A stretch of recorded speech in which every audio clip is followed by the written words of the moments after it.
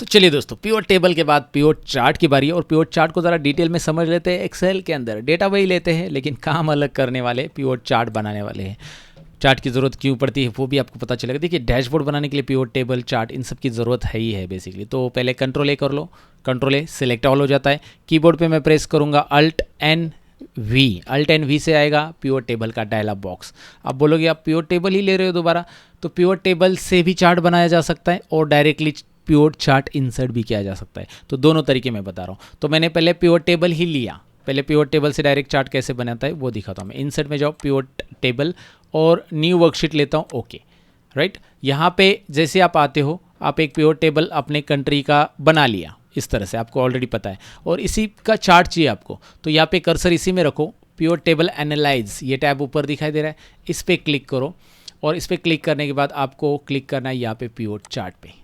Chart पे click करते ही dialogue box आ रहा है, वो पूछ रहा है कि आपको किस प्रकार का चार्ट चाहिए, राइट। आपको कॉलम वाला चाहिए, लाइन वाला चाहिए, पाए वाला चाहिए, बार वाला चाहिए, सब यहाँ पे अलग अलग चार्ट यहाँ पे दिए हैं। एरिया है, एक्स वाई स्कैटर है, मैप है, स्टॉक है, सरफेस है, ढेर सारी चार्ट है दोस्तों।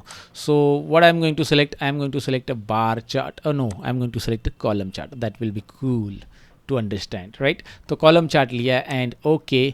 ओह ढेंटा एंड भाई कौन से कंट्री का ज़्यादा सेल है। यहाँ पे देखने से तो आंकड़े लगभग सेम ही लग रहे हैं, लेकिन यहाँ पे आंकड़े सेम नहीं लग रहे। ये लाइन आपको बता रही है कि भाई ये है कतार, ये है इंडिया, दोनों रेस में आगे है और बाकी सब पीछे है, राइट। तो यहाँ पे फटाक से पता चल रहा है एक क्लिक से। अब ये पिवट टेबल का एक तरीका मैंने बताया, दूसरा है पिवट चार्ट का। बेसिकली इंसर्ट में जाओ, यहाँ से पिवट टेबल लेने की जगह यहाँ से लेते pivot chart directly, new worksheet, okay. एक नई वर्कशीट जहाँ पे टेबल और चार्ट दोनों साथ में आते हैं। तो दोनों तरीके मैंने आपको बताया कि आपने पहले से टेबल बनाया, उसको चार्ट कैसे बनाना है उसका चार्ट, और अगर आपने चार्ट डायरेक्टली इंसर्ट किया पिवट टेबल के साथ तो ऐसा आ जाएगा। फिर आप चाहते हैं product wise, go and drag and drop product हो गया, एंड क्वांटिटी वाइज चाहते हैं तो क्वांटिटी यहाँ पे किसके कंट्री की, सॉरी कौन से प्रोडक्ट की क्वांटिटी ज़्यादा है, क्वांटिटी, ओके। तो यहाँ पे मैं इसकी साइज़ बढ़ा दूंगा, ये रहा आपके सामने।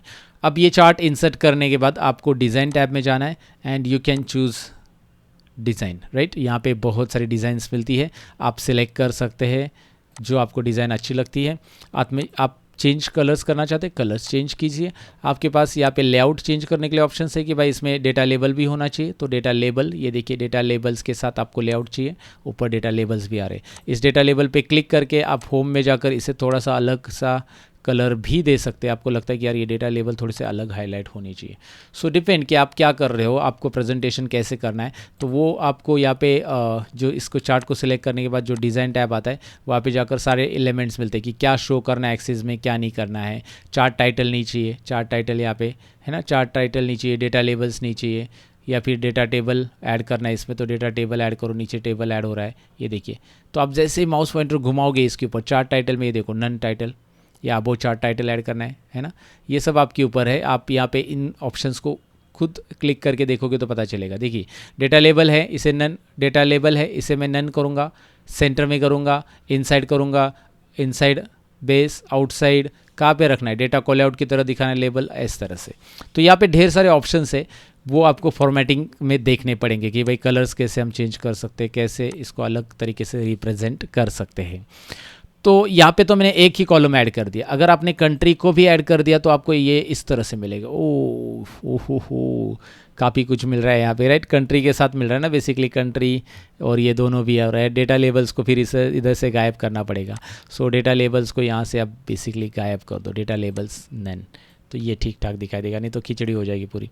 तो फिलहाल मैं अनडू कर देता हूँ, ये ठीक ठाक चार्ट है। अब इस चार्ट को आपको लगता है कि यार नहीं करना है इसे लाइन में कन्वर्ट, तो चेंज चार्ट टैब पे जाइए और यहाँ पे जाकर इसे लाइन वाला चार्ट लेके आप ओके कर दीजिए, लाइन चार्ट में आ जाएगा। और लाइन चार्ट में भी वैसे ही आपको अलग अलग फॉर्मेटिंग मिलता है, ऊपर सारी चीज़ें यहाँ पे देखिए।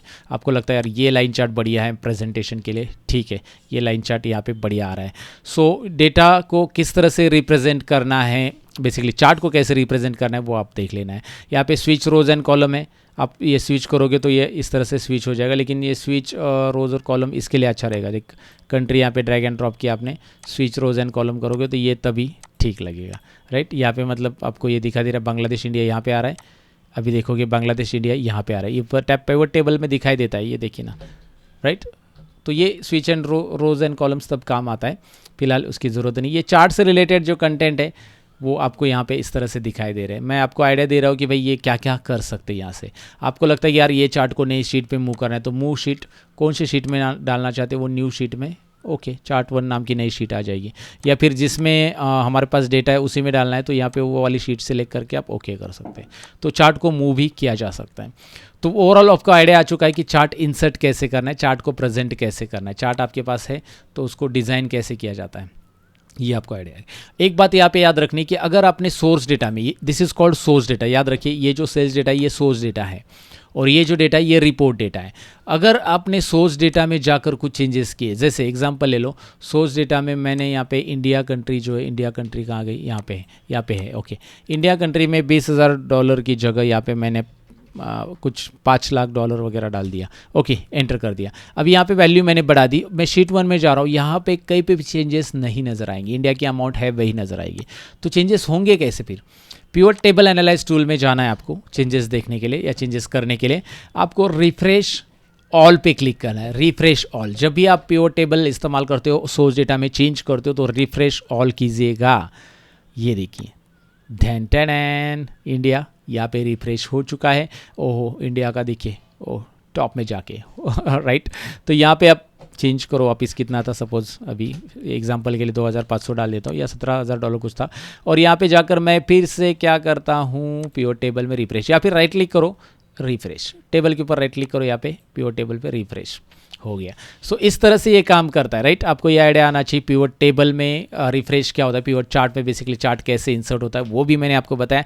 नेक्स्ट पार्ट में हम देखते हैं इससे रिलेटेड और सेटिंग। पिवट टेबल अभी खत्म नहीं हुआ है, हमारे पास और भी ऑप्शन है पिवट टेबल के, स्लाइसर है, टाइमलाइन है, वो सारे ऑप्शन सीखने हैं दोस्तों।